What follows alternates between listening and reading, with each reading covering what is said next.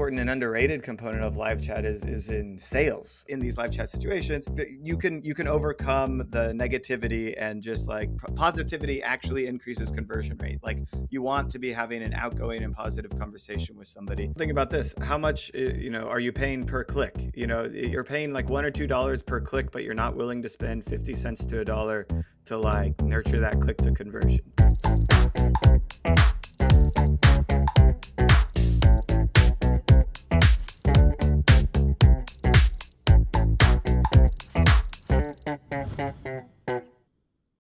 Hello, everyone. Welcome back to another Conversation With. My name is Terrence Fox, Head of Innovation with iAdvise, and you're here for our Conversation With series, which is short, impactful segments with CX leaders and innovators on preparing for tomorrow's always evolving consumer. Today, I'm joined by Derric Haynie. Amongst many other things, he's the Chief Ecommerce Technologist for Ecommerce Tech, a company founded on the value of connecting e-commerce teams with the perfect right tech for their business. Derric is a marketing and growth leader, keynote speaker, a hotshot poker player. I did see somewhere as well, Derric, and all-around hotshot also in the tech space. But it's my pleasure to be joined with him today to tackle the topic of the agenda is avoiding pitfalls for live chat within e-commerce. Derric, nice to talk to you. Yeah, it's good to talk with you as well. Yeah, I've been studying technology for so long. I can dissect any little industry within there. And then for some reason, a few years ago, I started getting deep into live chat.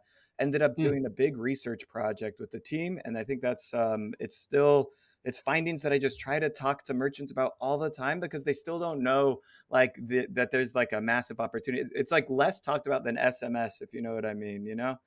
Hmm.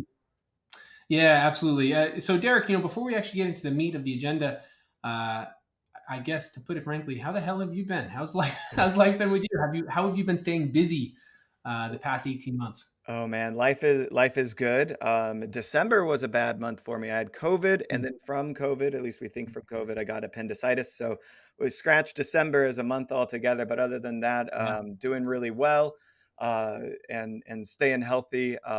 We're raising capital for our company right now, so I had to put together the deck, convert to a Delaware C corp, Mm. issue employee stock pool, like all these things that I never thought I'd have to do with my company, and on the hunt for a Yeah. CTO as well. So very, very busy while expanding the existing business as well.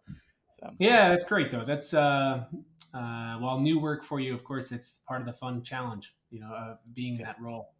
yeah, I was And bored before, so I had to step it up a notch. yeah, and to be honest, you brought up encountering COVID. I've had my own problems with that.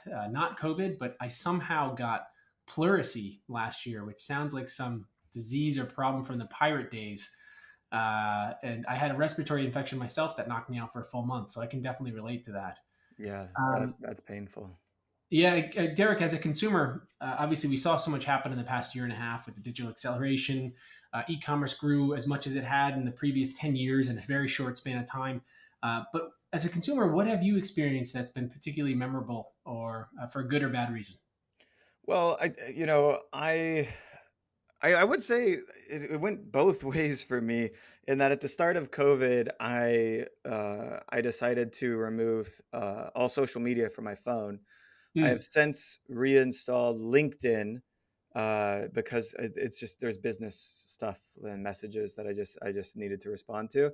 And Yeah. then my guilty pleasure was, and probably a mistake of mine, which I don't recommend, is installing Reddit and then becoming a Reddit troll. Yeah. And I think that I have increased my phone usage since the start of COVID, and I think if I'm being honest, it's in an unhealthy way. Hmm. Watching TV at home, I didn't used to double screen it. Now it's like I'm on my phone and watching the TV, and that's Yeah. got to be an unhealthy habit. So if you're listening to this and that's you as well, we can fight this together and perhaps find a way to unglue ourselves from our screens. Yeah. And I'm a Reddit lurker myself, so I can certainly relate. So, Derric, let's get into the topic again, which is avoiding the pitfalls of live chat for e-commerce. You've done this extensive research and study on it. Of course, live chat and messaging is what we are all about at iAdvise. So I'm very eager to learn your feedback.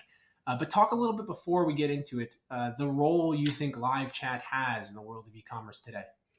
Yeah, I think the most important and underrated component of live chat is in sales. We of course can use it for customer service and resolving inquiries quickly. Mhm. That's great and helpful in the sense that instead of doing 5 emails back and forth over 10 days, you're resolving somebody's issue usually within a few minutes. So that's Yeah. good. That's good and all. But the exciting, fun thing is when you're actually able to walk somebody through how to use a product, what colors or sizes to choose, and then help them even buy more products through a Mm. natural chat conversation where they were interested in buying from you. They've essentially walked into your store like it's a department store, right? And you were Yep. able to help them through the process and then take them right to the checkout register. I think that that's the cool part about live chat for e-commerce that most people are missing, and the first obvious reason most people are missing it is because they don't have the live part. They have the chat bubble, but they don't actually do it in real time. They answer you 5, 10, 15, 20 minutes later, an hour later, a day later. And Yep. obviously that's just like a email sequence at that point. Yeah, so obviously we're getting to our next talking point, which is about what are you seeing that brands are doing wrong or correctly today with live chat and how they're using it. So definitely can agree to what we've seen on our side. The presence of a need for live chat with a sales focus is definitely there. Typically, we see it just for the support use case. But what else are you seeing across the board that is being done correctly or incorrectly? And when we're talking about this from what I call pre-sales live chat, there's oh man, getting into it, there's a lot that you can do wrong. The first way that most people are going to start is the wrong way, which is you're going to take your customer service rep and you're going to put them on the website. So Mhm. really all that's going on is that somebody arbitrarily decided to turn on the chat widget, and then all of a sudden you're a sales your customer service team is now a sales team. They didn't Yeah. get any training, they don't have any trackability on this front, and they might not be answering in real time either. And you maybe haven't put in the rules macros automation needed to help mitigate some of the tickets and all that stuff.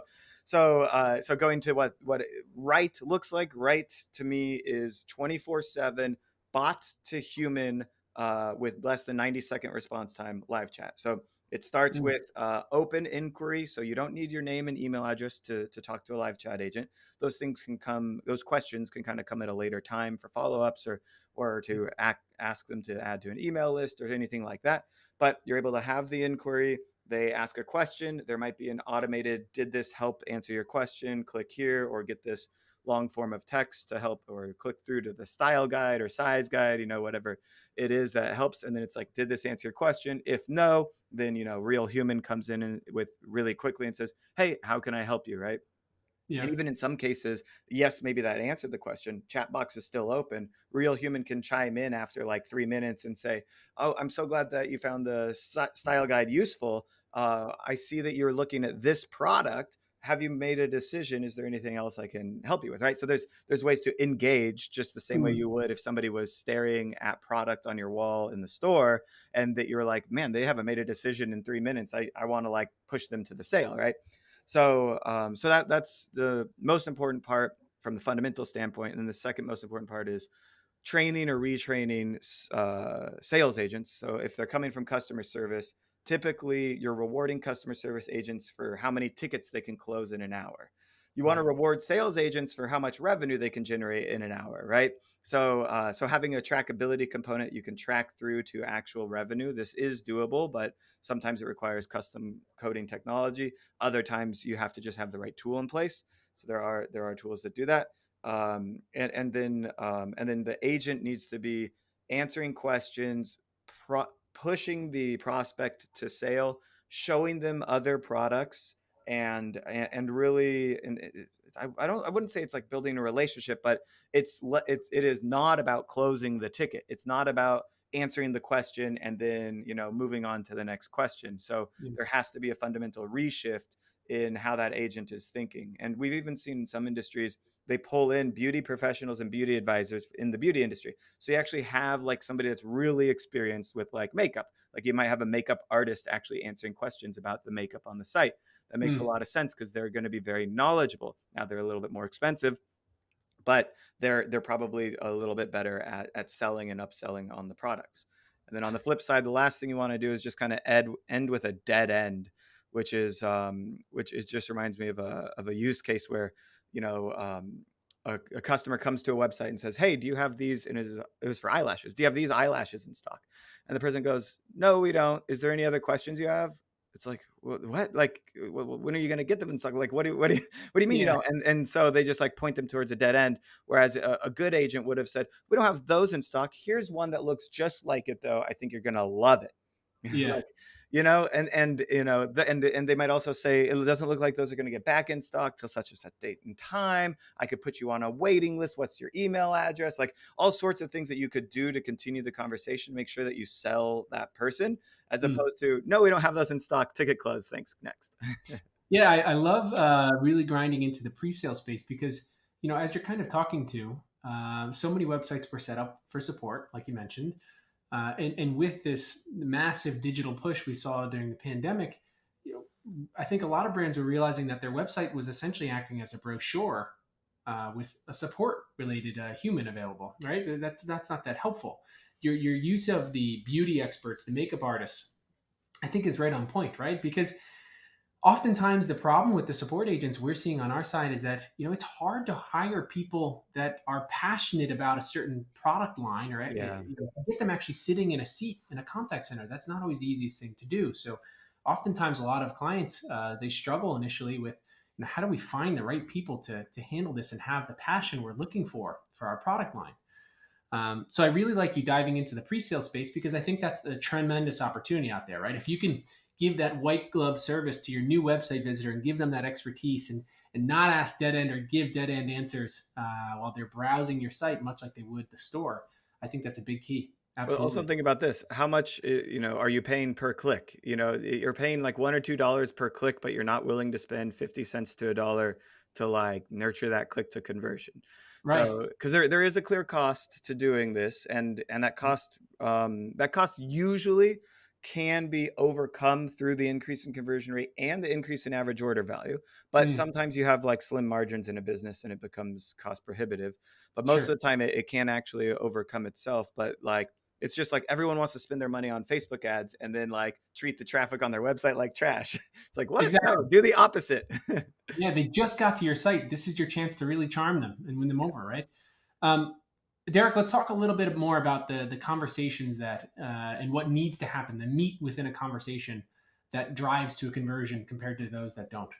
What do you think is needs to be there, or are there any like recommendations you have on that?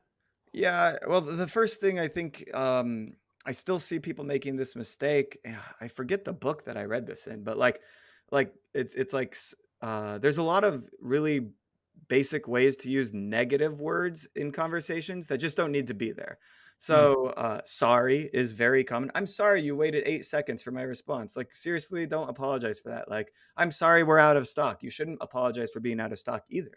You should really only apologize if you like, I don't know, like really mess something up in a big way. Like that's, save the apologies for when it really matters.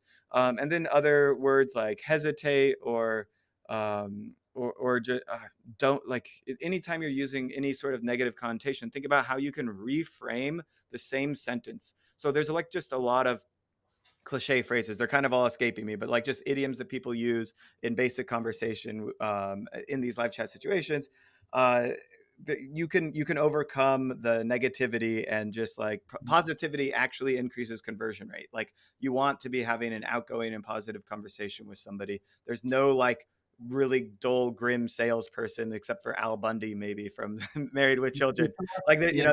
if you want to sell you shoes, you usually have a upbeat personality in that role. So that's where I think, with the words, starting with the words that matter, and then creating macros, or even before macros, creating mantras across the organization on how you're going to promote that positivity Mm. and answer those questions in as thoroughly as possible. So yeah, there's a little bit of a mind shift set from there. Excuse me.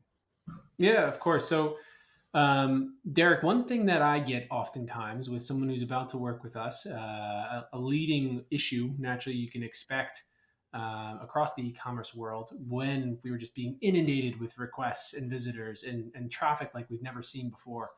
One of my clients was telling me last year at the onset of the pandemic that every single day in March has been better than Cyber Monday, exponentially better than Cyber Monday of previous Yeah. years, right?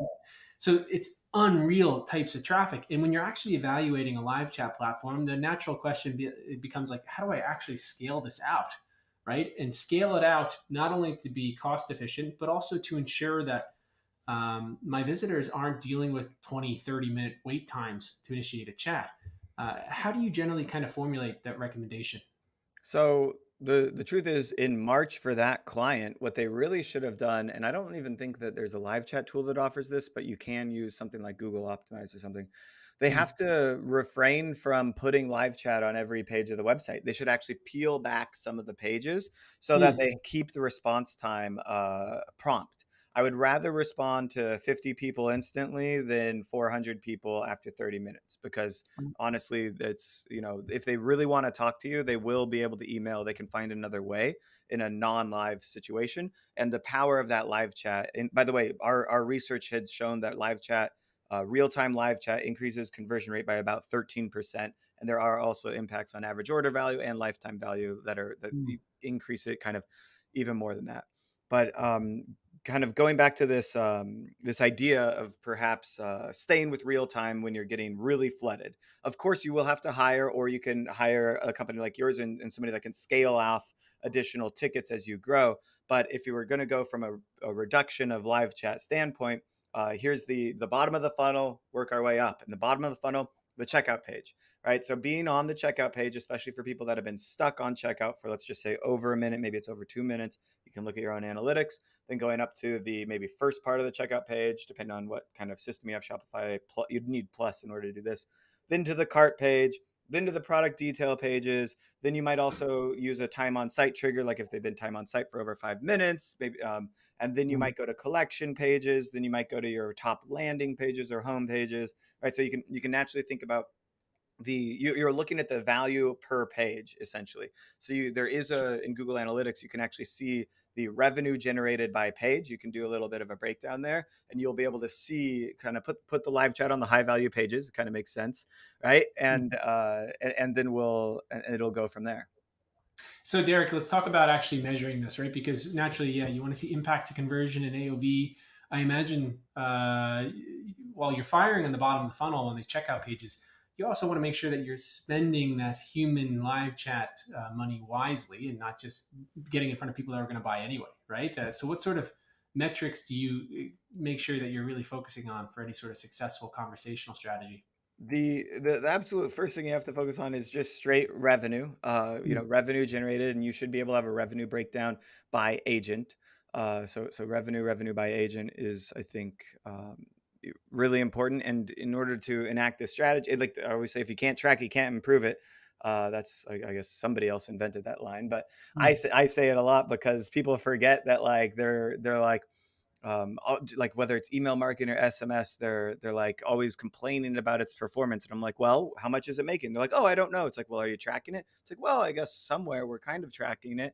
It's like yeah. if you're not tracking something accurately, you can't improve it. So revenue by agent. I think you should completely ignore response times and links.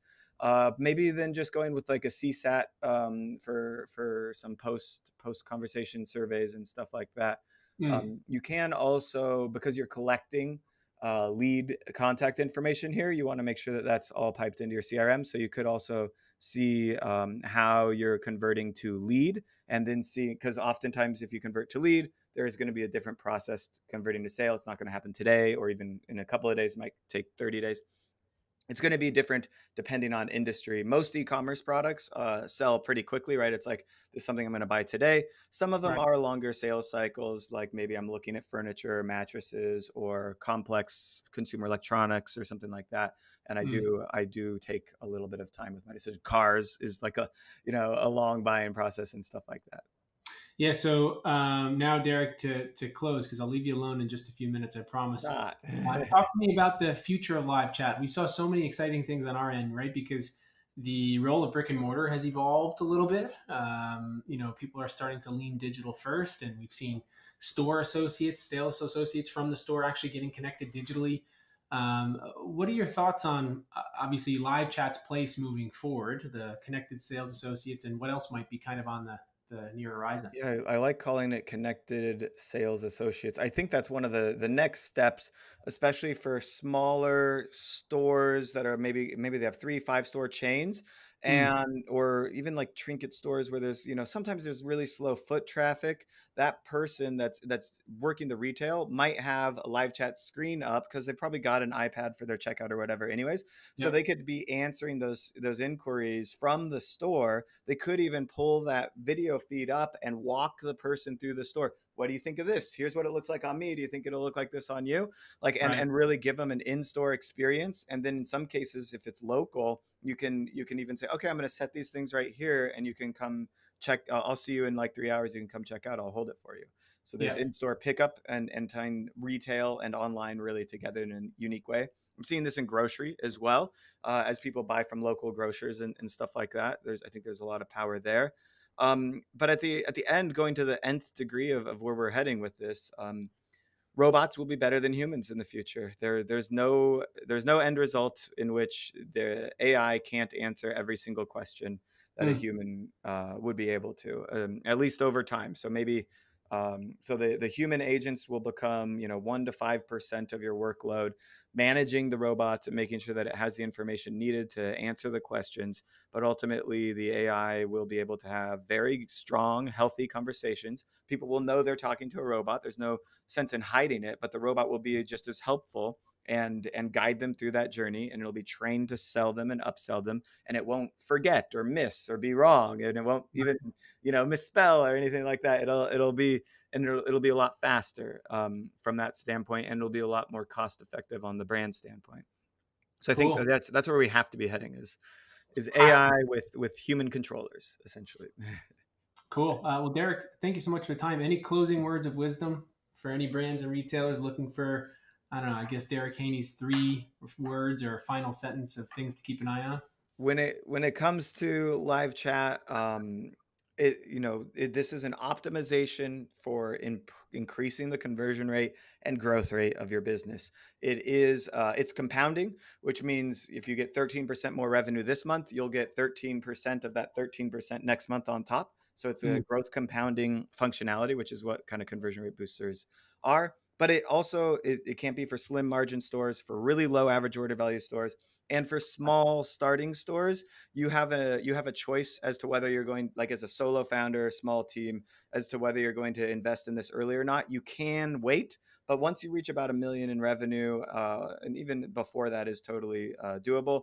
It's just going to be something you really need to be thinking about investing in, and at least mm, putting on the timeline for the next 1 to 2 years. And it's okay if you're doing it wrong today or yesterday, because we found that over 60% of brands of the top 500 e-commerce brands are still doing live chat wrong. And they weren't answering in real time. They were gating their answers as well.